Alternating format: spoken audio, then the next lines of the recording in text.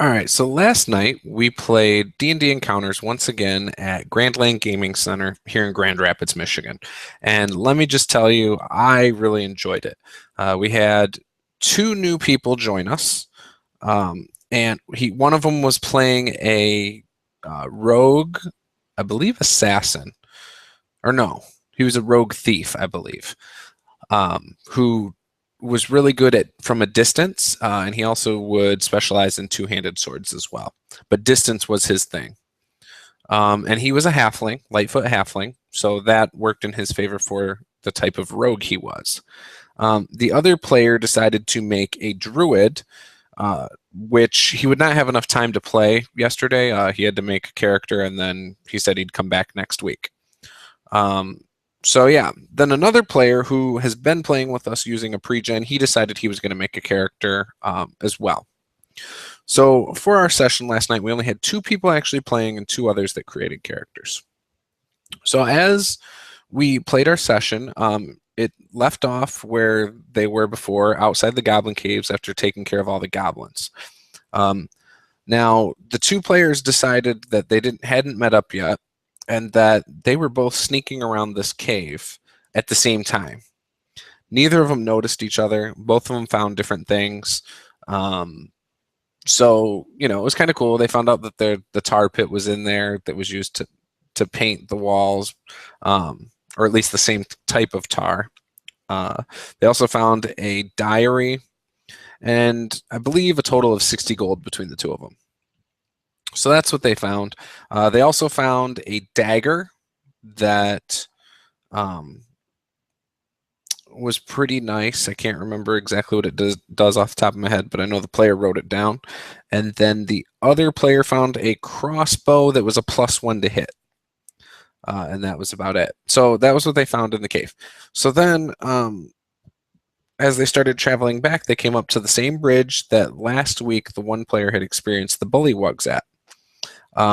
The rogue, however, had decided that he still hadn't met up with this other guy and was just following him wherever he was going. So when they got to the bridge, the warlock decided to try and what was he trying to do? Oh, there was a pile of bullywugs that were dead from the last encounter from the previous day, actually from the same day. And then there were two that were kind of just stacking them up. So they were distracted. Well, he decided to attack. I believe he sent an Eldritch Blast at them, and in the midst of this, the halfling rogue decided to climb a tree and start shooting down on them. Actually, there were more than two. There were four, but the first round, two of them dropped to a sleep spell before the Eldritch Blast. I'm sorry. So two of them dropped, fell asleep. That's when the rogue jumped to the tree, started shooting bolts down at him. Then the warlock started using his Eldritch Blast from about 100 feet away. So combat raged on. The bullywugs tried to get up to the rogue in the tree. They could not, and he dropped one. The other bullywug chased after the warlock who was down the creek, and or the river, I should say. It wasn't a creek, it was a river, and ended up chasing him up onto land, and also calling for backups. They both started making frog sounds and ribbiting, and two giant frogs with two bullywugs on their backs came around. They wiped them out for the most part. It got to a point where the rogue ended up almost meeting up where the warlock was on land, about 200 feet away from their original distance where this battle started. And they got it down to two bullywugs left before NPC elves put the final two shots into the last two bullywugs. So that's how it ended, and the elves were not happy with the fact that they attacked the bullywugs. They had said they were watching them, and it just wasn't right what they were doing. So anyways, the elves did escort them back to town, and heard about the mystery of the Black Hand and what was going on, and said they would keep their eye out. But the only thing they had seen that was weird was zombies without the bottom halves of their arms. So so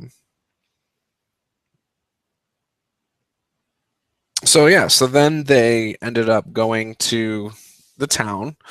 They went to the tavern. They got to see the Fellowship of Rock, which is my dwarven bards who dress in heavy armor and look like 4 fighters. But they're called the Fellowship of Rock, and they do like a stomp routine, which is awesome. I love it. And everybody else seems to get a kick out of it the first time they introduce them. So they did that, and they went and picked up some information through town. The Common Peach, which is the bookstore, they went and got some information from the guy there. They found out he used to be a cleric. He got married. His wife was taken about a year ago. Shortly before that, he had seen shadowy figures the morning after people had gone missing. Didn't realize it was tied to that because he didn't know anyone was missing yet, and didn't say much about it until later on when his own wife went missing, and he started his own investigation. The city feels that he's a little bit off his rocker, but and he's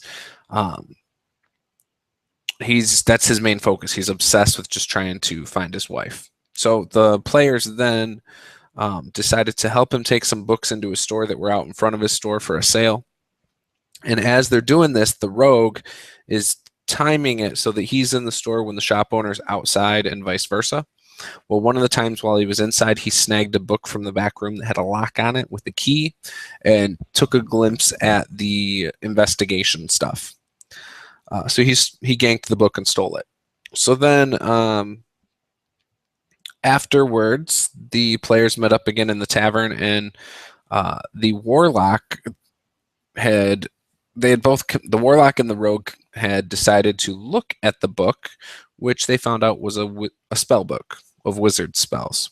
So the warlock decided to return it, which he got a 5 gold reward, but he had to buy it for 10 gold off of I think it was 10, maybe it was 20 gold off of the rogue. So he lost money on the deal. But yeah, so anyways, they then went back to the inn and stayed the night. Now, before I go any further, the rogue has 3 minions due to I believe it's the knight background. And it's the variant rule of it where you can have up to 3 followers kind of deal. Now, he's reskinned it to be that he's trying to start his own thieves guild and they work for him. Since technically they can't engage in combat, they could engage in getting information for him in towns. And he pays them to do this.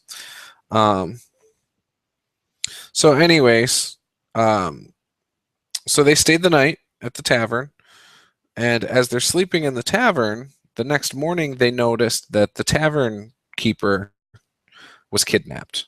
So this is the only time it's been a repeat on a family.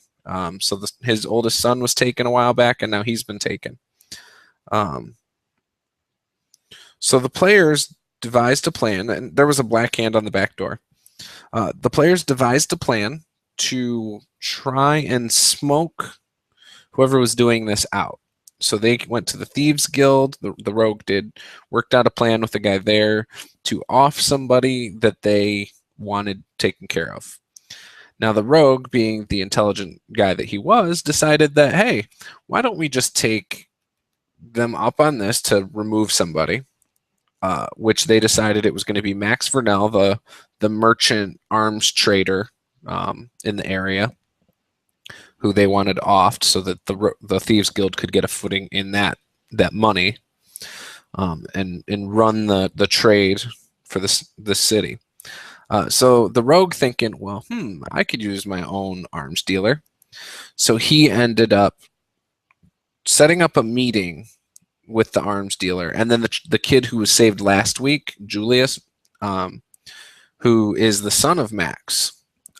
So he worked out a deal to meet with them too. And as he met with them, he devised the plan that, hey, you guys, one of you is going to go missing. You're never going to be seen in this town again. And we're going to put a black hand on your door because, frankly, we're trying to smoke out whoever's doing this. Also, there's a bounty for your head, so it only makes sense to protect you. We help get you out of here. So that's what the plan was. And the father, Max, agreed to it. a little bit reluctantly, but he said, frankly, if it saves his family, he's okay with it. So he told Julius to go tell the family that they're moving in a couple days and to start preparing. So anyways, they did that. They got him out of town. They faked his death in the in the inn, and since they were all distracted with the investigation elsewhere, it was pretty simple to do. They managed to sneak him out of town thanks to the three minions being lookout further ahead and behind and everything to make sure city guards and stuff weren't watching through back alleys, or anybody wasn't watching. So they got him out of town that night, and had him stay in the goblin caves, and that was really where we left off. So that was Dungeons and Dragons Encounters for this week. Again, it is casual right now. And we're actually thinking of doing something where we're going to run sanctioned events starting in 2 weeks. And then anyone who wants to stick around after 9 p.m. can play in the continuation of this campaign. So maybe you get off of work and you're not able to, come out at 6 o'clock. But hey, you stay up late because you don't go to work till the afternoon or something. Coming out to GrandLan Gaming Center and playing that game if you'd like, or just come out to D&D Encounters and have a good time and play them both, or just D&D Encounters. Doesn't really matter.